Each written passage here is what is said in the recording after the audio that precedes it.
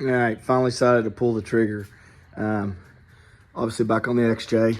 If you look, I've still got the factory setup and the Y-Link, or however you want to call it, steering setup that's factory. Of course, I do have a drop track bar.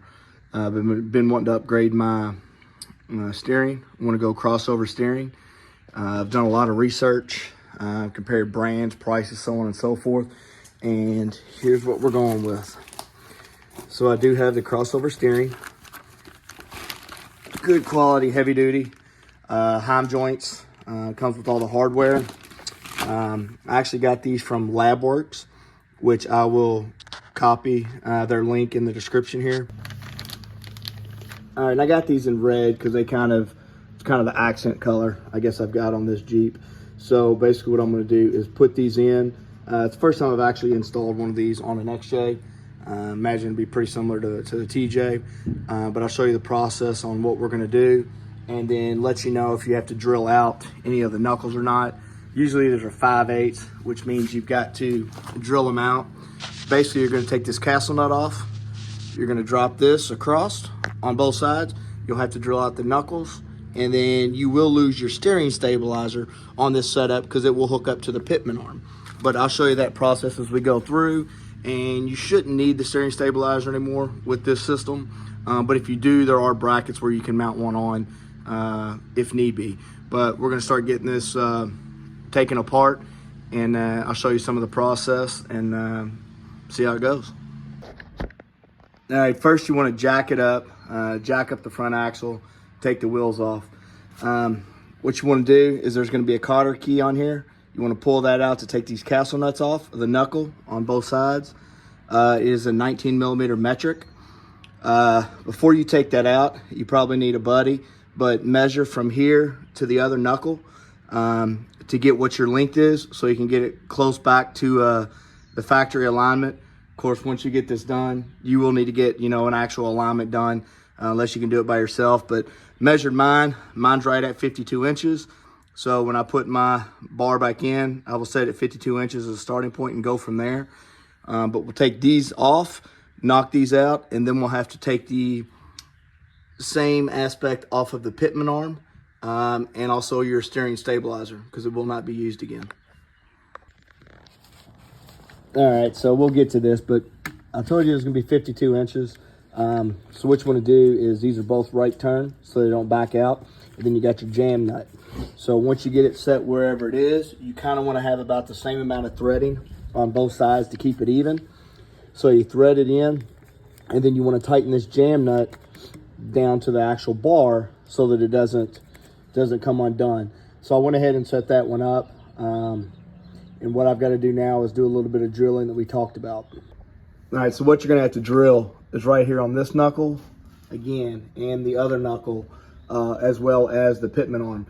You can do the pitman arm by taking it off or leaving it on. I'm gonna do it by leaving it on just because it's a pain in the butt to get them off. But it is a 5/8 drill bit that you're gonna need to open these holes. You can use a reamer, but I just got a new drill bit, figured it'd be easier. So I'm gonna start drilling those out and then we'll be able to bolt it together. I did take my pitman arm off, so we're gonna drill this hole out as well. Make sure you keep some WD-40 or Seafoam or something like that to keep it lubricated. If not, you'll burn your bit out pretty quick. So get these drilled out and then it should just be an install process. Again, they're 5/8. All right, so got the knuckles drilled out. Here's the boat, just a test fit. Solid, no play. Just trying to drill them straight so you don't waller it out any, but 5/8 is the correct size. Did the other knuckle. Still waiting on the pitman arm. I ended up taking it off to drill it out, and it's been a pain in the butt. But these knuckles went super easy. So I'm gonna go ahead and start getting some of this stuff installed and finish drilling out the pitman arm. All right, so we got it on. A couple things I want to point out. All right, the bar with one bend is going to go to your pitman arm and the top of your passenger side wheel hub. Okay, the biggest thing on this is make sure your misalignment nuts or washers, or pointed the right way. If you can see, the cone shape faces the heim joint. So bolt, misalignment washer, heim joint, misalignment washer. Then put the bolt through, and lock nut goes on the back side. That's how you do that one on the short bar that goes there. The bottom bar has 2 bends. On the driver's side, the orientation again is going to be bolt, misalignment nut, heim joint, misalignment nut, then locking washer or locking nut on this top here. On the opposite side, it's actually going to be reverse. The bolt's going to go down.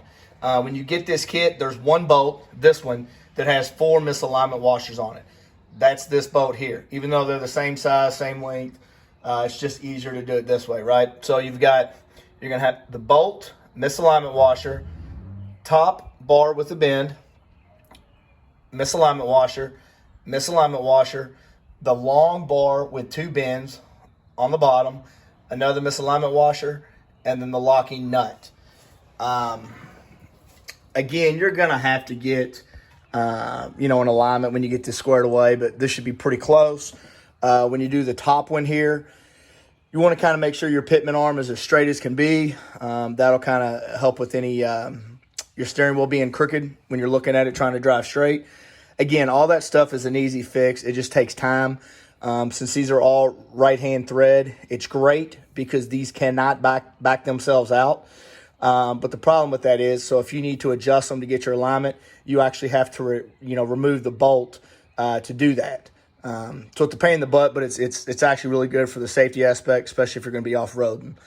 A couple things to point out on this. Again, you got to drill the pitman arm out to 5/8 and the knuckles to 5/8 when you do that. A couple questions that I'm sure you're going to have that I can point out. If you have death wobble already, right? Or if you get death wobble, you've already had it. This isn't going to make you have death wobble, right? It's just going to identify some other worn out components that need to be replaced. So it should not create any death wobble on this aspect. A couple other things. This is an actual XJ, obviously, but this kit will fit probably an 84 to 01 Jeep TJ, Jeep Cherokee XJ. Should be the same. Dana 30 front end, should be the same. This is 1.5 inch by 25 inch or 0.25 inch wall, factory tubing, and it's got the 3/4 Molly ends on it. So good quality, comes with all grade 8 hardware for the kit. Definitely like it so far. I'm going to take some, before and after pictures and get the wheels and tires and stuff back on. But I know there's a lot of questions about this. One thing is, how do you know if you need a drop-down pitman arm or not? Basically, the sweet spot for these is from knuckle to knuckle, from bolt to bolt, however you want to say it. Should be about 36 inches. That's about the sweet spot for it. A couple questions. These articulate. Why do they articulate? Well, if you look at your factory suspension and you check that out before you take it off, it is also going to have play in it, okay? It has to have some play. That's why you have tie rod ends, so that you can get different articulation and have steering when off-roading, bumps on the road, etc. So this is common. This is normal. That's the way it's supposed to be. The other question is going to be, what about if this bar is hitting this bar? Real simple. Just make sure your orientation of your heim joints are the same. This one's down on the front. This one's down up on top. Turn the same way. Crank down your jam nuts. That's as far as this one goes down, okay? This one goes up, but it doesn't go down, because that's the way I've got it adjusted. This one will come up, but they shouldn't make any clearance on them. As far as fit and finish, it came with a little bit of scuffs on it. No big deal. That's not from the factory. The box I got was pretty dinged up, so blame that on the delivery. But as far as the process, a very simple process. The hardest thing for me was the pitman arm. Drilling that thing out was a nightmare. Everything else went simple. I'll sit it down. I'll put my sway bar link back on, get some tires on it. And again, I'll put the link on this thing in the comments. For the price, quality, I haven't found one cheaper for the same amount of quality. So we're going to test it out and see how it goes, and time to get the tires back on. All right, got it all back on. Looks really, really, really good. Gonna take it for a spin, see how it drives. Then again, check everything after about 500 miles, make sure it all stays tight. And I recommend an alignment, but for right now, we're just gonna take it for a drive and see how it goes. All right, sorry it's getting dark on me, but took it for a long test drive. No issues. It actually handles phenomenal. It's extremely, extremely tight. So in comparison to what I had on here, it's like I'm steering a brand new car. Sorry for the puppy. She wants to be in the picture, but I mean, absolutely phenomenal. I would highly recommend this product. Again, it's on Labworks. I'll send the link.